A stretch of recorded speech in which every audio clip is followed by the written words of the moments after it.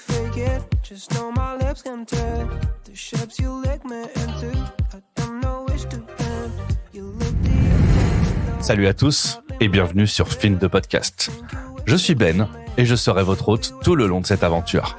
Fondateur de Fin, agence cocktail et spiritueux Rhône-Alpine, j'interviens auprès des professionnels pour de la formation, de l'événementiel, du recrutement, de la communication ou encore de la photo, de la vidéo et du montage. Avec Fin de Podcast, je pars à la rencontre de tous les acteurs à connaître de cet univers que je côtoie depuis près de 20 ans. Qu'ils soient bartenders, producteurs de spiritueux, blogueurs, influenceurs, et que cela soit en balade, dans un bureau ou dans un champ de vigne, Fin de Podcast retrace le parcours de ces personnes bien souvent atypiques et créatives. Et aujourd'hui, on rentre dans une série d'épisodes hors série, un peu spéciale. En effet, j'ai eu l'honneur, il y a quelques semaines, d'avoir été invité à couvrir en tant que podcasteur le concours Calva Club. Mais d'ailleurs, le Calva Club, c'est bien plus qu'un concours.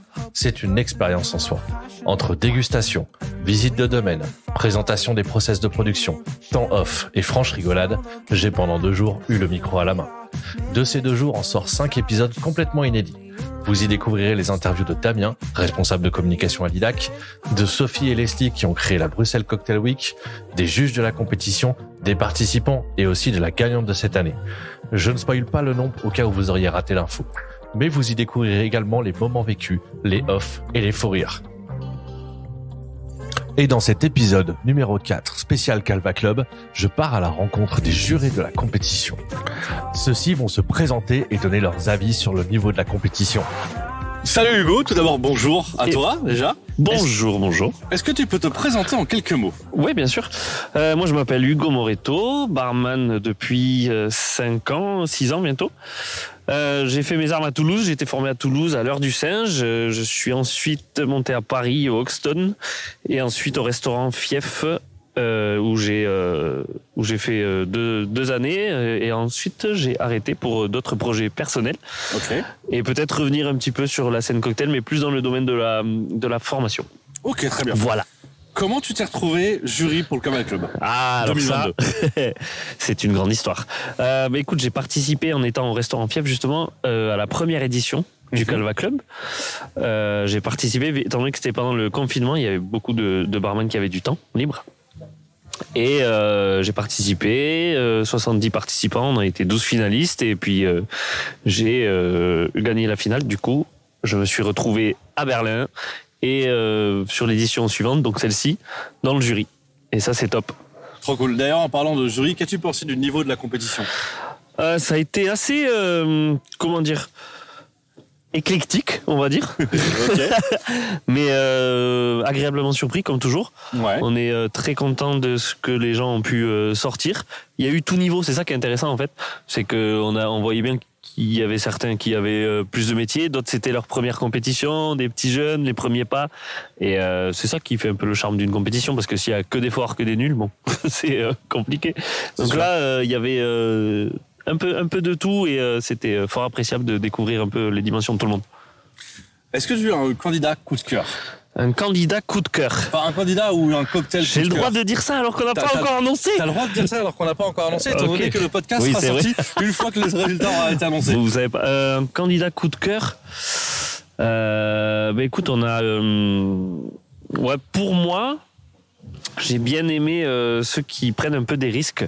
Ouais. Donc, il y a eu Julien, justement, du restaurant Fief. Donc, je ne dis pas ça, évidemment, parce que c'est mon successeur.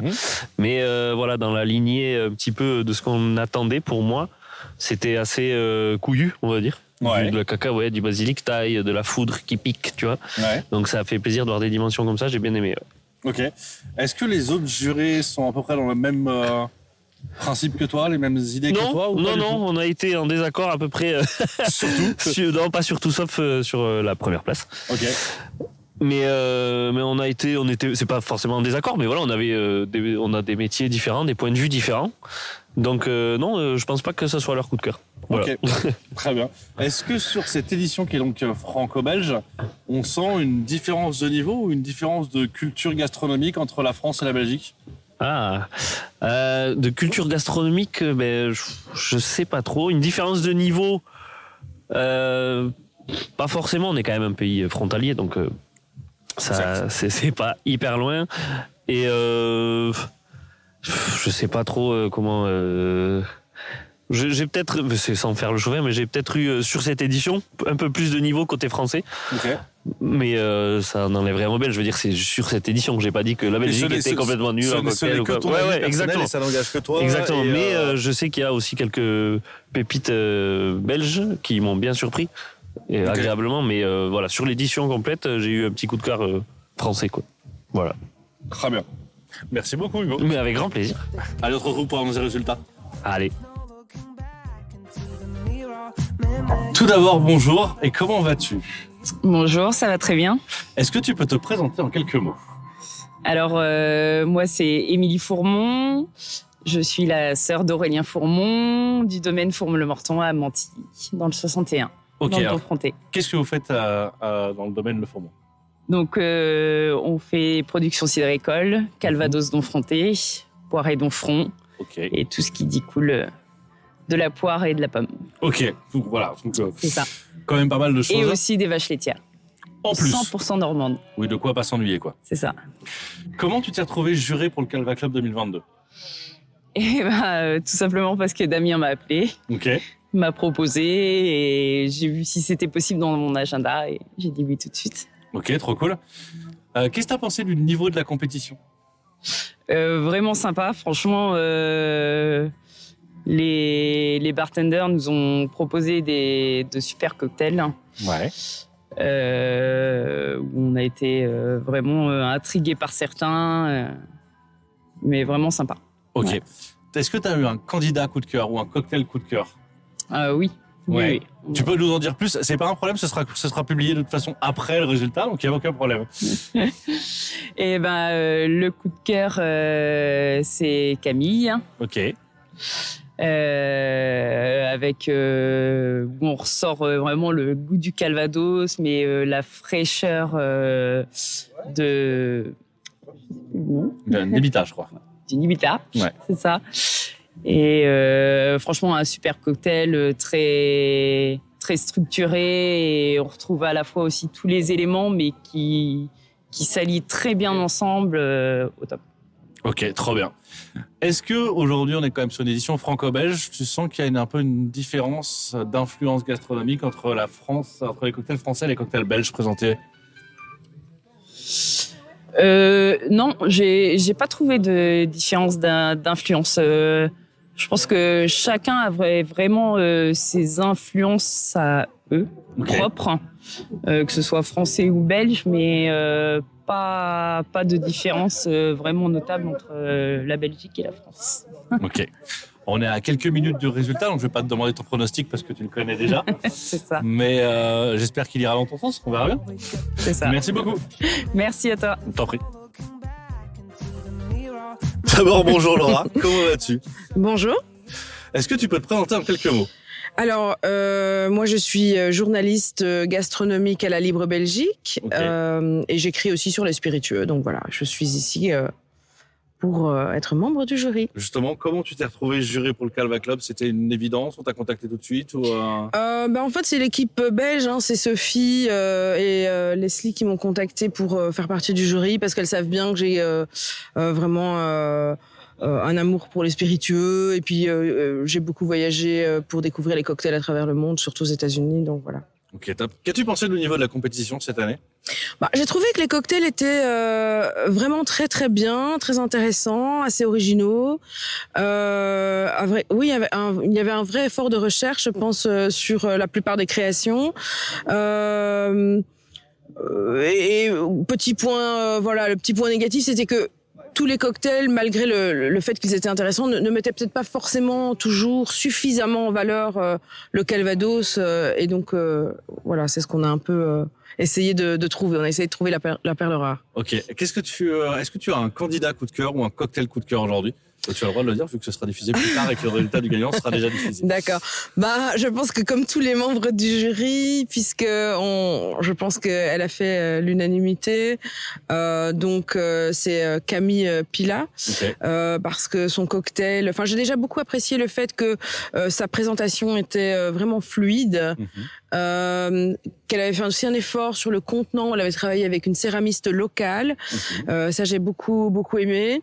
Et puis, je trouvais que elle avait travaillé. Il y avait, disons que le storytelling autour de son cocktail était bien fait parce qu'elle mettait à la fois en avant le Calvados, mais aussi ses origines, puisqu'elle est corse et elle a travaillé avec la Nepita.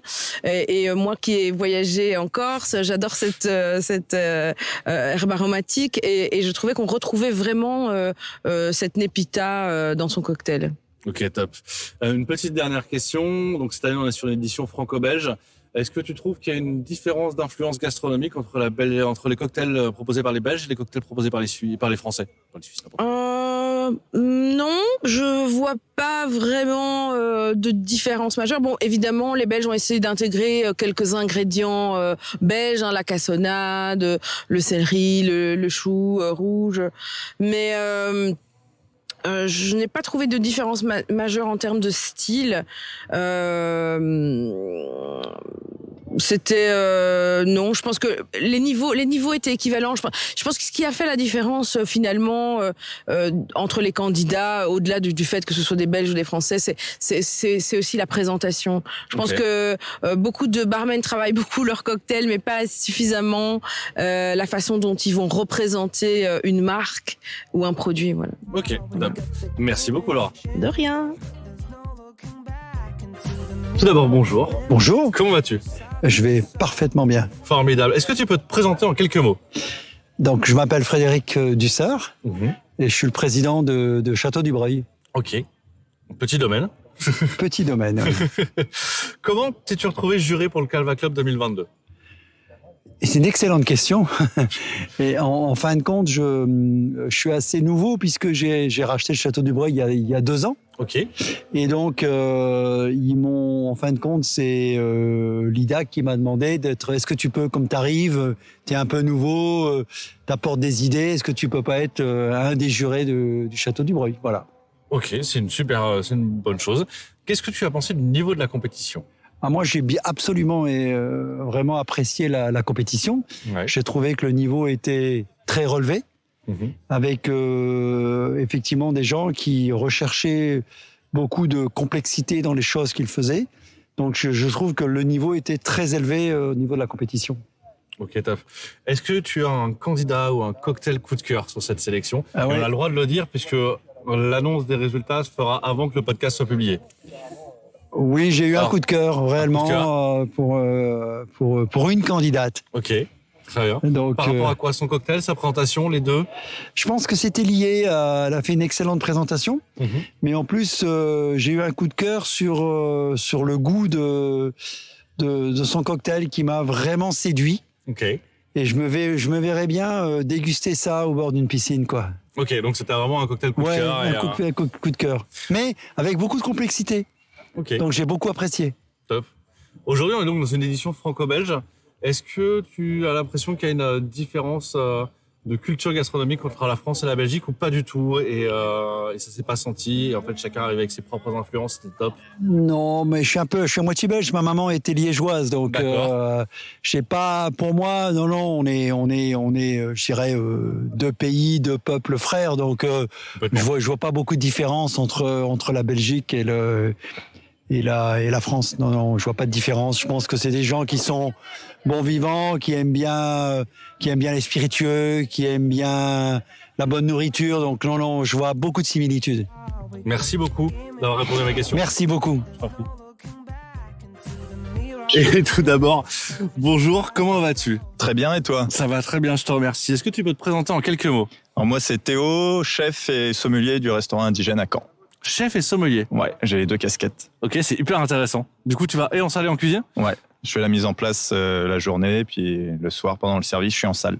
Ok, trop cool. Comment tu t'es retrouvé juré pour le Calva Club 2022? Parce qu'on avait fait la prestation l'année dernière sur le menu, en fait, l'invitation, la bouffe pour tout le monde l'année dernière. C'est comme ça que Damien nous a connus. Ok, et du coup, il s'est dit, tiens, pourquoi pas les contacter? D'avoir un chef sommelier, ça l'intéressait pour avoir, une autre vision sur les associations de saveurs. Ok, qu'est-ce que tu as pensé du niveau de la compétition cette année? C'était cool, hein. C'était très très bien, ils ont sorti des choses très jolies. Hein. On a vraiment bien profité et découvert aussi. beaucoup de complexité, beaucoup de coûts différents. Ouais, c'était, ça donne des idées même pour même certaines associations qu'on pourrait faire en cuisine. Quel cocktail t'a donné l'idée aujourd'hui où tu t'es dit tiens ça je pourrais refaire quelque chose en cuisine? Le cocktail avec une petite touche mentholée là sur le Calvados, le mentholé qui va apporter un peu de fraîcheur, j'ai trouvé ça très intéressant, très bien équilibré. Ok. En parlant de cocktail, est-ce que tu as un cocktail ou un candidat coup de cœur sur tes... Ouais. Celui-ci, celui avec la petite touche mentholée. Je me souviens plus du nom de la candidate. Je sais pas non plus. C'était numéro 10. Numéro 10, ok, donc je vois qui c'est. Donc c'était donc Camille avec son Camille, cocktail, exactement. Son cocktail avec à base de produits corse et de exactement, Calvados, c'était Camille. presque brut dessus. Ouais. À 53 degrés, exactement. Ok, coup de cœur. Coup de cœur. Ouais, okay. Définitif. Top. D'ailleurs, on est sur une édition franco-belge. Est-ce que tu as l'impression qu'il y a une différence de culture gastronomique entre les candidats belges et les candidats français, ou pas du tout, chacun est arrivé avec ses propres influences? Je pense que chacun est arrivé avec ses propres influences, avec des choix personnels, avec ce qui leur tenait à cœur et ce qu'ils ont l'habitude de faire. Donc c'est plutôt cool et intéressant. Ouais. Bah merci dans ton je t'en prie. réponse et puis on se retrouve pour le résultat dans quelques minutes. Avec plaisir. Merci. À toi. Merci à tous les jurés pour leurs avis et leur temps. Comme vous l'avez entendu, le choix n'a pas été facile, sauf pour la gagnante. Et en parlant de gagnante, vous allez pouvoir découvrir son interview dans l'épisode qui suit. À tout de suite. Je tiens également à remercier l'artiste April pour l'autorisation d'utiliser sa musique pour tout le podcast du Calva Club. Merci à tous d'avoir suivi cet épisode de Finn. Vous pouvez retrouver Finn sur toutes les plateformes de podcast et aussi sur Instagram, LinkedIn et Facebook. Si vous avez aimé ce que vous avez écouté, n'hésitez pas à mettre 5 étoiles et partager autour de vous. Et si vous souhaitez parler de votre projet, de votre bar ou de votre marque, contactez-moi sur benoît@finspiritueux.com. Merci à tous.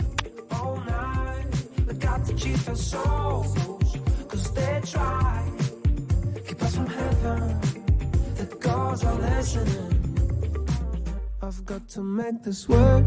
Good to fan up the flames. She can miss the favor in